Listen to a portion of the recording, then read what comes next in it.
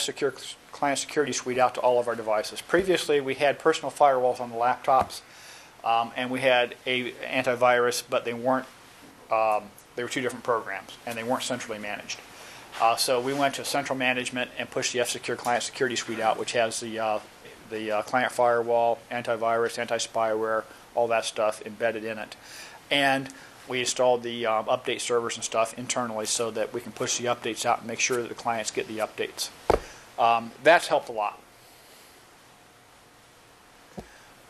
We also did something that really made our users happy. We took away a lot of their access privileges. We had a lot of users, in fact almost every laptop user had full administrative access to their laptops up to this point. They don't anymore. And this has been a lot of work for us and a lot of hassle for some of our users. We basically said everybody loses their administrative access. If you need it back, you need to provide a business justification for why you need it, and it has to be endorsed by your supervisor, and then we'll look at that, and when we make a decision in the IT security community whether or not you're going to get it or not. This has been a real big problem, and where we really have found a lot of issues with this are on our people that are out there supporting the customer directly, because they end up with programs and things that may be written by the control system supplier or somebody of that nature to troubleshoot their control system. Or they may show up if they're supporting a ship. They may show up and the shipbuilder hands them a new CD that day, says, here's the new troubleshooting program for the ship, and you got to plug into our Ethernet port here to do your troubleshooting of the power system back there. Okay? So these guys get into situations where they have to load stuff that we have no clue what it is, because it's not a commercial product that we push out through our systems all the time. So we had to have a way to accommodate that, but we really didn't want to give them full administrative access on their network accounts. So what we did was to create what we call a run as account. Basically, it gives them a second account. And this account usually is like their ID preceded by an RA for run as. That account has access privileges, full access privileges to their device, but has no network privileges. So they can get on their device, load software, or use software that may require access to registries and things of that nature that you wouldn't normally get access to. But they can't get on the email system. They can't get on other network shares, things of that nature with that account. So that kind of limits the exposure to just the device. It still has exposure, but it's limited, and it wouldn't give the attackers the opportunity to do what they did previously.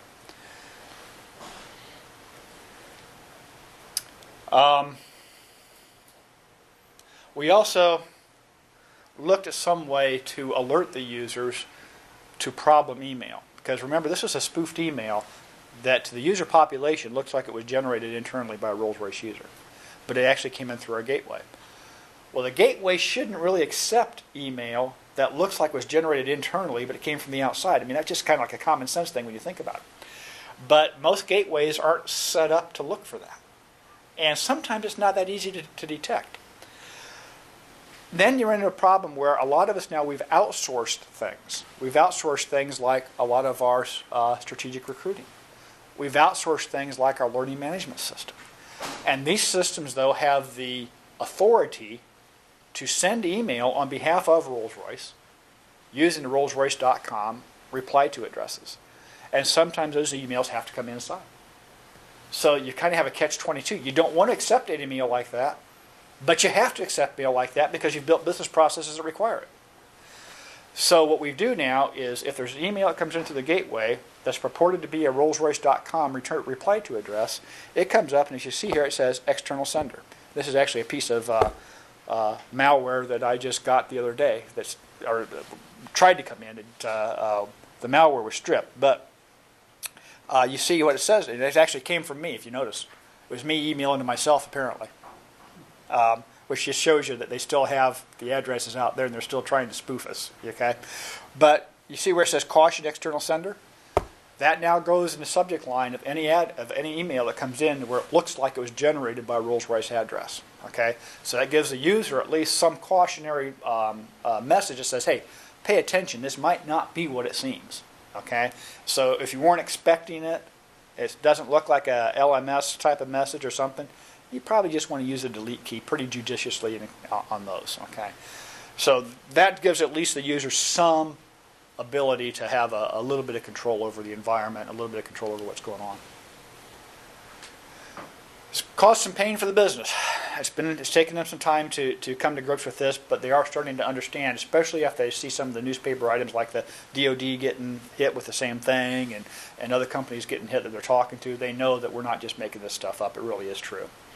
We do continue to get attacked with malware, but we're getting a lot of it stripped at the gateway, and the users are being warned. So up to this point, we've not had any further successful attacks that we know about, and we're watching our internet logs a lot more closely now. So we're pretty confident that we're not getting hit, that the protection measures we've put in place, along with some other tweaking that we've done of our systems, has protected us from further attacks of this nature. There was impact on the users, obviously, because the users had to learn to deal with new processes and things. It's become a little bit more difficult for some of them to do their job, but they are adjusting, and we're trying to give them as much support as we can. Where we found this has been a bit of a challenge has been a lot of our new employees, especially those that just come out of college. Mainly because they grow up in an environment that tends to want to be more open and sharing, and they come to work and say, nope, no open and sharing here. We're closing you down, and you only get to do what you need to do for your job. No IM, no Rhapsody, do your job. Don't worry about the rest of that stuff, okay? And that's a bit of a change for a lot of them. And so I just wanted to throw this in as a reminder, because y'all are going to be back out there again in the work environment if you're not already. And it's generally not employees just trying to be mean. There's good reasons why we put the security controls in place, and this is a good example of why it's been necessary for us to do this. And I also threw here at the end just some lessons for you to take home with you, because I find that even being the security guy, I can't get my wife and kids necessarily to listen to me when I tell them what they ought to be doing with their computers. And sometimes they have to see by disastrous example what the situation is.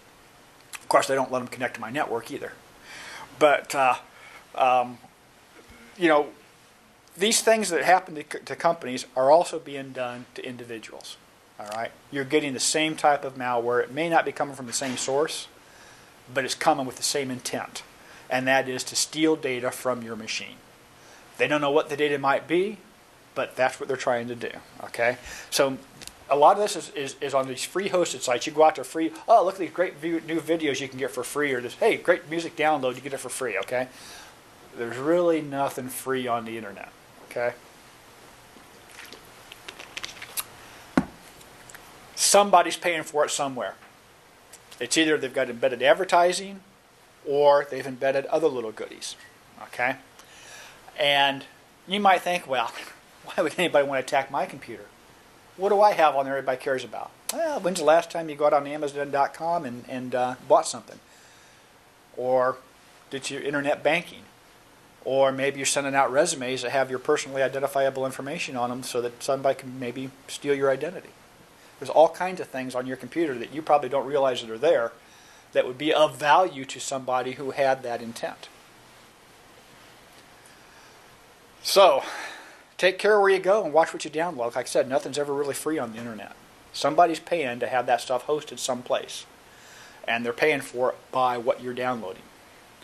Make it a practice to operate your computer in a reduced privilege state.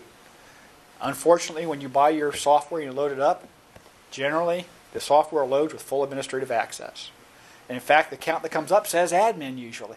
Okay, that should be a clue. You want to do something about that. And the first thing you should do is create a user account that has reduced privileges and operate with that account unless you need to load software.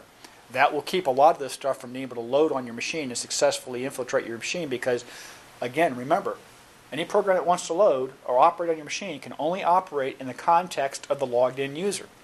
If the logged in user is using an admin account, it has full access to your machine. If the logged in user, though, is using a restricted account, it can't do anything other than just sit there and hope it could do something else. All right? So that helps you a lot. And of course, you want to make sure you keep your computer up to date. And if you're not the kind of person that likes to go out and check for the updates on your own, then just turn on the automatic updates and let Microsoft do it for you. I know a lot of people, Microsoft, can't let them touch my machine. It's better than not getting it updated.